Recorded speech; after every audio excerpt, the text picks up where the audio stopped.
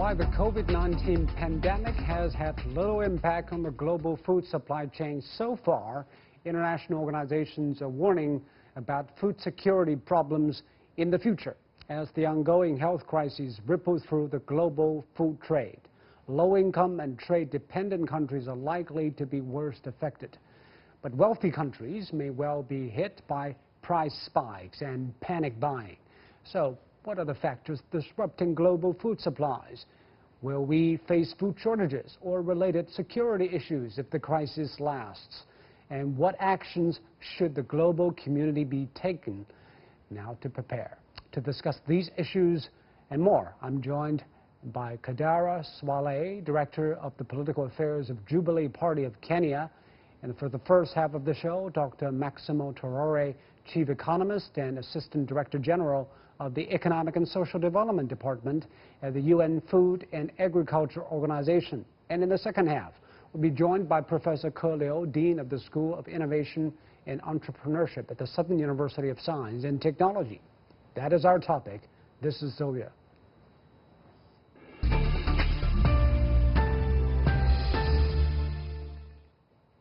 So let me start with you, Dr. Torero. The World Food Program warned that COVID-19 is actually unfolding from a global health crisis into an economic emergency and could even further develop into a food security emergency. So if supply chain disruptions can lead to panic buying and also trade restrictions, what kind of disruption will it have on the global food supply chain? Hi, how are you?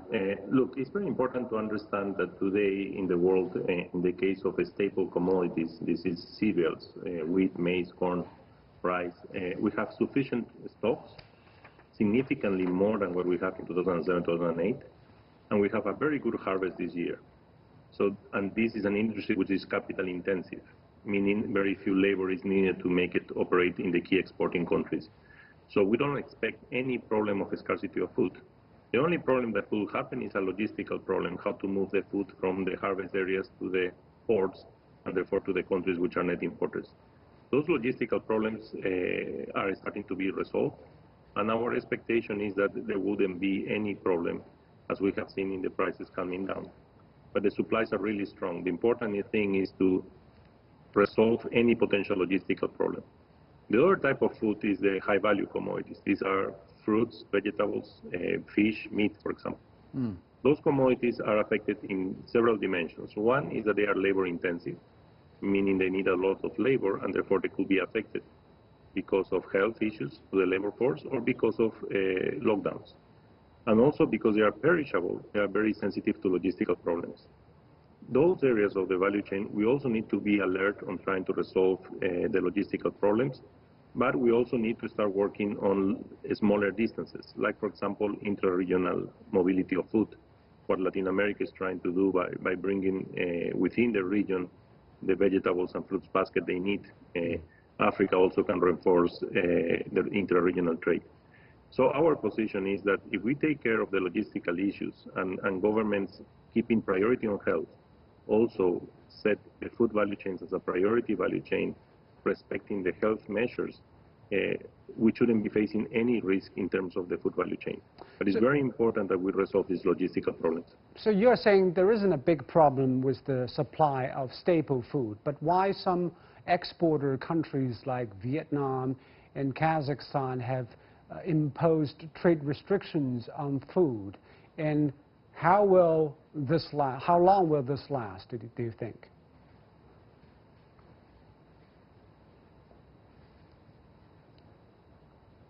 Hello, I lost you. Yeah, I want to repeat the question, Dr. Torero. You say that actually there isn't a supply of staple food around the world. There's only logistics. I cannot hear you anymore. You cannot?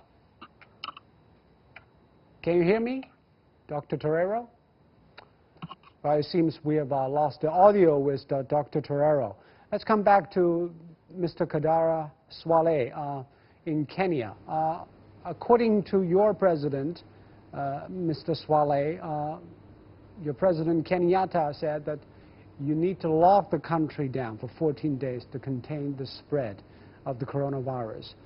But people are asking, is it really necessary because you have only 142 cases in all of your country? Okay. I believe Kenya is trying its level best to contain the virus, but at the same time, it is also trying to make sure that the citizen, the people of Kenya, are not affected, especially when it comes to food security.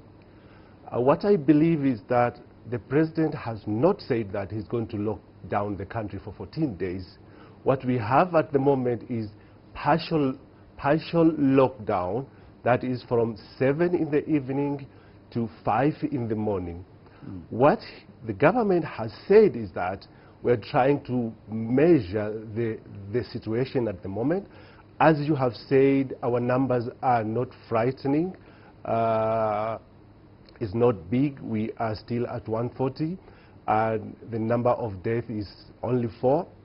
So I believe at this moment it is not necessary to lock down the country for 14 days, for 7 days, or for 21 days, like the way our neighbors like Rwanda or South Africa have done. But the president has said very clearly, we are going to monitor the situation, and we are going to see how the people of Kenya are behaving and responding to government guidelines during this time of partial lockdown.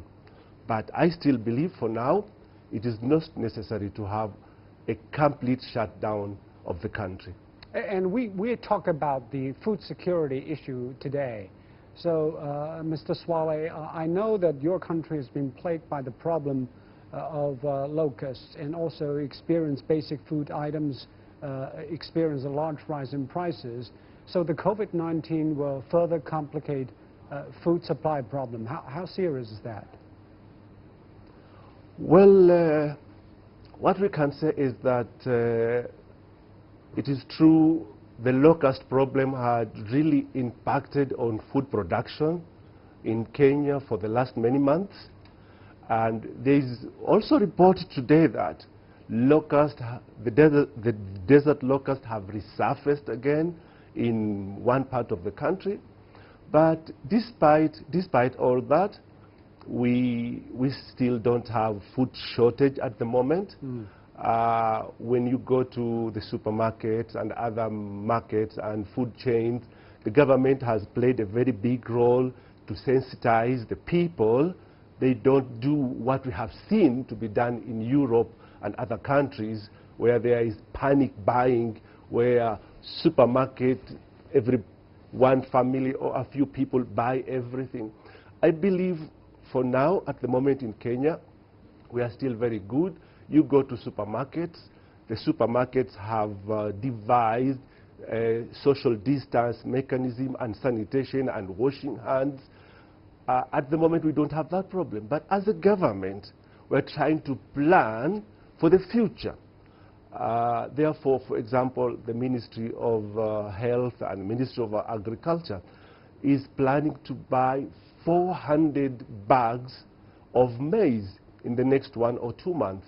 So we are making all these kind of preparations. And after 2-3 months, we are expecting a local harvest. Therefore, I think the government is trying to play a very big role. As what has been said by the doctor before me from the UN, that the shipment, the logistics from other countries and from the neighboring countries like Uganda, Tanzania, South Africa is a bit complicated at the moment, but I believe with some coordination this thing is going to improve. But at the moment we don't have food shortage despite the locust problem, and I still believe that this partial lockdown at least has given a window to many Kenyans to go out, buy some provisions and come back home. I think we haven't seen the problem that other countries have faced of impulse buying, of panic buying, and so on and so forth. But Mr. Swale, you just said that your government plans for the future. The problem is we don't know what the future looks like. And to make matters worse, some countries have already imposed trade restrictions on food export. You said that your government plans to buy several hundred tons of maize. What if those exporters set limits on food trade? Will your country be able to sustain the restrictions? It is true we don't know this squash, when will it end?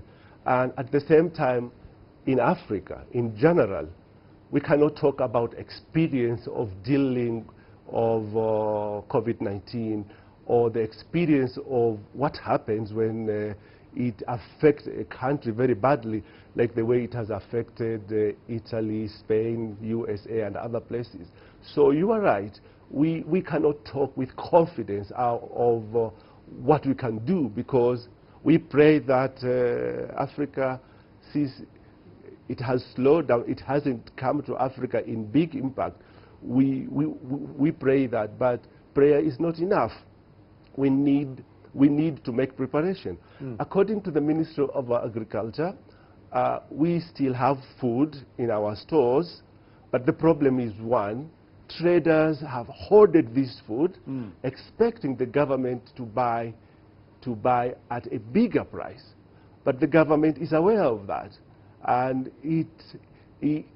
that's why it decided at the moment not to buy locally, because we know that local food will be available, whatever the price. That's why I believe the countries of the world have not imposed total shutdown on trade and on logistics and on sale of essential commodities like food. It is very unfortunate countries like Kazakhstan, Egypt, and Russia, they have placed those food restrictions. But at the moment, the government has already communicated with the suppliers of our staple food. And our main staple food in Kenya is maize, or we can call it corn. So at the moment, I think we are better off. We have enough food in storage, either with the government storage or private investors. And at the same time, the projection that the government has made of importing 4 million bags of maize, the projection is that this will last for 2 to 3 months. And after that, the harvest will be ready. Okay. And whatever happens, I think we'll be prepared to take any other action, especially from our neighbors. We believe our neighbors in our regional blocks are not going to shut down and create trade barriers, as we have seen from other countries. So Dr. Torero, I believe you are on the line still. From the FAO's perspective, obviously there needs to be coordination from an organization like yours. How do you look at the trade restrictions from those staple food exporters like Kazakhstan and Vietnam on their export of food? Yeah, so let's put things in context. As I told you, there is enough supplies and enough reserves. Now, Vietnam has put a export restriction until the 15th of April, and the reason why they have done that is because they want to assess the situation of their own harvest. The probability that they will open to export again is pretty high. In the case of Kazakhstan and in the case of Russia, which was mentioned before, in the case of Russia, we're talking of a quota, and the quota is big enough to maintain the same level of trade that they had before, so it doesn't affect at all the market flow that we used to have before. The only reason why they put the quota is because the devaluation of the exchange rate make it very attractive for their exporters to export everything they produce. A quota, what it does is basically keeping the same level of exports as before, but allowing them to have whatever they used to sell to their local market so that they can continue consuming what they were consuming. So we don't see a big problem here. What we need to assure, and the reason why some countries are reacting, is because of the uncertainty regarding the logistics. But you have to understand the bigger backdrop is that we are facing a pandemic which is unknown to many of us, and buyers are in panic. Supermarket shelves in many countries have been cleared. They're buying food, everything from staple food to vegetables and fruits. I think what do you think is fueling this? No, but I think we need to be careful. I am in the middle in Rome, in the middle of a country that has gone through the biggest crisis, and the supermarkets are very well served. There is no food missing in the supermarkets in Italy right now. So I think we need to be careful. People get nervous, and of course they will get nervous, but that doesn't mean because they get nervous and overbuy, which is something that we need to give the correct signal that food is available, that will create a food crisis. I think there is no reason for us to have a food crisis. The food is available, the harvest is really good. We just need to give the correct signal that the logistical problems are solved. And initially, there were some logistical problems. The key exporters in South America were having some problems, Argentina, Brazil. Those are now solved, so the commodities are flowing. So as long as we are able to resolve logistical problems, which is completely feasible, I think we shouldn't be facing any problem, and we shouldn't be creating a problem when there is not need to be a problem. But the problem is, how long do you think the logistic problem will linger? And there is also the problem of laborers doing farming in the developed countries from the developing countries. They are short of hands of collecting and harvesting crops. Will that be a big factor in the supply side? Exactly. As I was explaining, in the staple world, is capital intensive. The key exporting countries are capital intensive. Labor is not an issue in the staple world, cereals, wheat, maize, corn, rice. So I don't see a problem there in terms of labor. In the high value commodity world, yes, because they are labor intensive. And that's what countries are reacting to it. So for example, in Europe, countries are purchasing locally the high value commodities. In the case of South America, something similar is happening. So local markets are becoming to be very important and relevant because allows them to use their local supplies in a shorter physical distance to be able to get the food that they need. Now, what are the key commodities in the high value world that are really traded? The major traded commodities are fruits, meat, and fish, and pork, of course. The case of vegetables, the level of trade is very small internationally. The biggest trade is on fruits, meat, and pork, and fish. So in those commodities is where we need to be careful that the value chains are keep alive and the logistical problems are resolved. But again, the core staples, they are there. The logistical problems are being solved. In the high value commodities, we can always move into the local production of vegetables. And in the fruits, which are the ones that are traded mostly, it could be that they are a little bit disrupted, but we need to find ways to resolve those logistical problems. And there's another thing, is that not just the coronavirus is something we'd have to worry about. UNFAO also said that the restrictions are hampering efforts to wipe out locust swarms that threaten to develop crops in East Africa. What will happen if regional efforts fail to coordinate and control the swarms from eating crops? So before the COVID crisis started into a bigger dimension, FAO was already in a significant activities in trying to help in reduction the problem of locusts in Eastern Africa and in all the countries being affected. My understanding is that FAO was able to procure the required inputs that were needed to deploy and to control this. I hope this can continue to be moving at the velocity it was moving, because we had very tight calendar deadlines. The good thing that is happening right now is that still, as it was mentioned before by the other person invited, still Africa, the level of the presence of COVID-19 is not at a high level. So we have an opportunity to be able to continue the activities and to control the locusts, because it's a priority. Locusts will affect the harvest. What is important to notice in Africa, and where we have still an opportunity, I think, is for three elements. One, we still have time to harvest in many of the countries, and instead of losing the harvest. Second, we can plant for the next year, which is really important, and then you can go into a deeper lockdown. And third, I think it's a great opportunity for Africa to implement the free trade interregional agreement that they have, because that will allow to move food within the region, which is really important in these times. And Mr. Swale, the bigger picture in Africa, I know that the WFP has a report saying that Africa is home to 212 million people that already face food shortages, and that Mideastern countries also, Yemen, Iran, Iraq, Lebanon, and Syria, which are dealing with the same problem.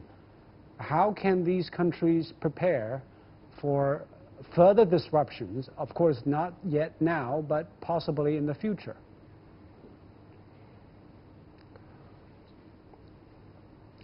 Well, it is true that there's a very big shortage of this livelihood, especially food in Africa, especially with the advent of coronavirus. And although coronavirus is not adverse yet, and we hope it's not going to be that adverse, but the problem with food is not only the shortage of food. Coronavirus has its effect either directly or indirectly. For example, many companies are shut down. Workers have been sent home for unpaid leave. In Kenya, like many other African countries, we don't have social welfare programs that take care of the unemployed, of the poor, and other people. So this is a very big problem. Therefore, there might be food in the market at the moment, even before the situation with coronavirus has become that bad. There is a lot of food in the market, but people are unemployed. People have no jobs. Many factories are closed. This is a very big issue. That's why many Kenyans argue that it's not yet time to lock down the country fully, because at least people can go out and make a living. People cannot buy food for the whole week and put it in their fridge and freezers. Actually, majority of Kenyans and other African families, they don't even have the luxury of those storage facilities. Therefore, it is true, food is available, and as has been said by my colleague before me here, that there is a lot we can do between trading within the region and the blocks, the East African blocks and COMESA and so many others. But as we speak, just like the way in America, 6 million Americans have declared that they are unemployed and they need help. It is the same way in Africa. It is the same way in Kenya. People need help. People need a kind of Marshall Plan. And I think that's why the government is trying to buy food which we have locally and import from outside to distribute for the poor and the unemployed. And we have another guest, Mr. Liu Ke from the School of Innovation and Entrepreneurship from Southern University of Science and Technology on the line. So, Mr. Liu, Mr. Swale just mentioned the problem of inequality, because the poor might weather through the storm differently than the rich people. Even in the developed countries, unemployment and food shortages caused by pandemic may lay bare the problem of inequality. What do you think might be the shock to developing and developed countries in terms of food supply? Well, I think the developing countries, those poor people are more vulnerable for this kind of crisis. So that's why I think all the world, the FAO or different countries should get prepared to help those that in the most demand. Of course, in those developed countries, like even in New York, US, you have those street people still need help. But they are a very small percentage of the population in that kind of countries. But in other developing countries, I think people need to get prepared in advance. And what about the Chinese food security? The Chinese officials saying the country is capable of ensuring food security, is self-sufficient. Do Chinese have to worry about food trade? Because we also buy a lot of food from other countries. I think it's true. We imported a lot of soybeans, of course, from other countries. But generally, the good news is last year, China has reached the record high at the grain production of 664 million tons. So we have reasonable storage there. And also now, I think the infrastructure of China during this whole period, we can show all the supply chain, all the e-trading platforms, all the fast delivering systems built there. So I think at least in 1 year, China should be in good shape. Of course, like there's always areas special, but generally I think China is reasonably in good shape. Especially we already been through this for like almost 3 months. I think people get used to and are prepared. You can say it's better prepared than other countries. Because so far the pandemic is engulfing the developed world, those rich countries. But many people worry the impact on those developing countries might be even greater. And as we are in the crisis phase, everybody worry, will different countries turn nationalistic or isolationist and stop trade of food at all because of the worries of their own food security. Do you worry about that? Well, actually, I'm a little bit concerned about that. I think keeping the global food trade open is critical to keep the food market functioning. And I think now, a few countries announced that they're going to forbidding any of those wheat or rice exportation, which I don't think that's the right thing to do. If you look at that, there's a lessons learned from the 2007-2008 food crisis, right? How the government responds. If one country starts to doing it, then all others will follow. Then it will be like a catastrophe for the markets. I think harmful import tariffs or certain limitation of the exportation, which is not good. I think it's very good for the FAO, for the world, for all the government. Let's keep the global food trade system open. Let the market decide. Mr. Swale, what is your thoughts on globalization's impact on food supply chain? Can we turn inward because of COVID-19? I believe that we need to open up. We should not turn inward because other countries have surplus, which we can share it with other countries. I believe that, for example, in Africa, the biggest problem people have is that of livelihood. When you talk about, for example, lockdown, or polls which have been done to show that Kenyans, they want lockdown or they don't want lockdown. It all boils down to one thing, livelihood. If people can have enough food for their family, they are ready to stay indoors for 1 month, for 2 months, until the problem is over. So what I feel is that the world should open up. We should remove all these restrictions. Multilateral must work very, very, very highly, especially during this time. Therefore, like the way we have seen concerns from donor countries, from multinationals, trying to bring equipment and other things to prepare for COVID-19, I think the world should do the same to prepare and to help countries which are in conflict, countries which have food shortages and problems to weather this very difficult moment. So I believe that it is very important for the UN and all its agencies and other countries to come together and make sure that we have enough food for all the countries that are preparing for this very serious storm. This is indeed a serious storm. Thank you very much, Mr. Swale, and thank you, Mr. Liu, for your analysis. You've been watching Dialogue here on CGTN. I'm Zhou Yue. Goodbye.